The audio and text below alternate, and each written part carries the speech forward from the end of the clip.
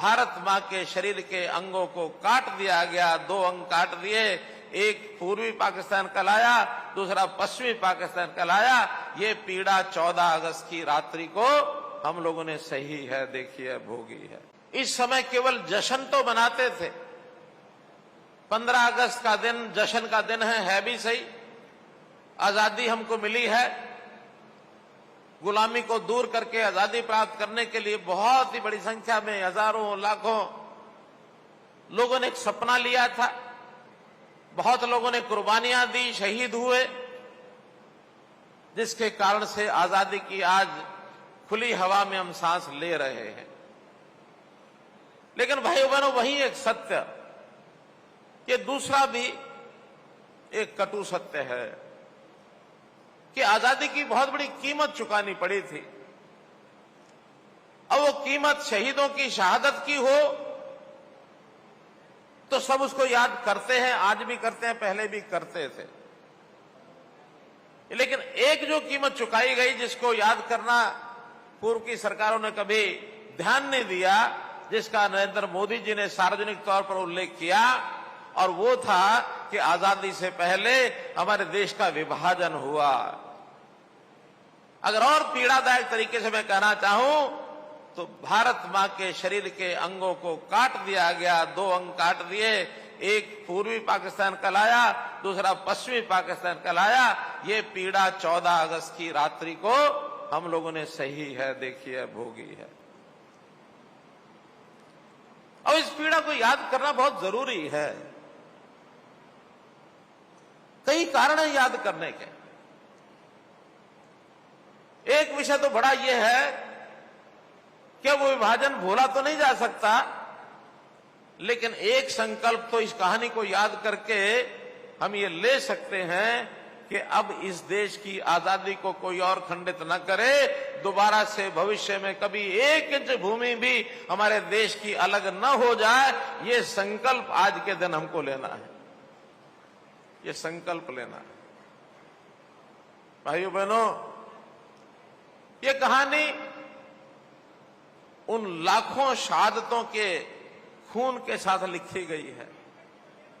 जब विभाजन हुआ तो पता नहीं कितने लाख लोग जो वहां से उस अपने घर को छोड़ करके भारत माता की गोद में आने के लिए तैयार हुए और चले।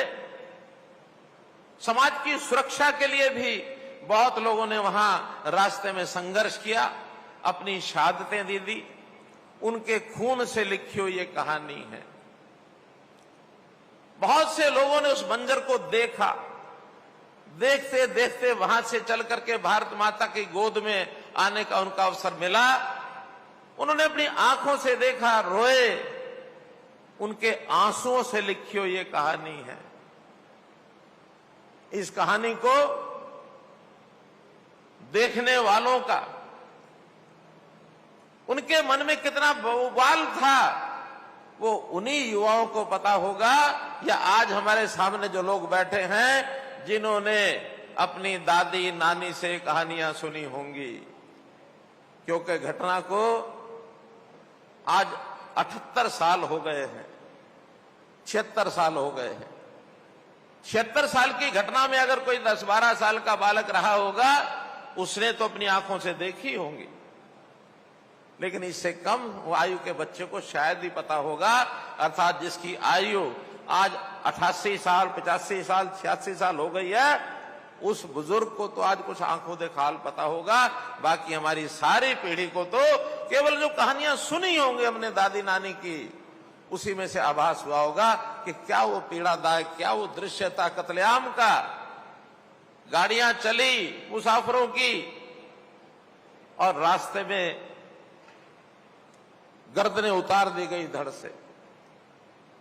बहु बेटियों की इज्जत लुटने का डर हो गया तो माता पिता ने अपनी जवान बेटियों की गर्दन अपने हाथ से उतार दी इज्जत बचाने के लिए।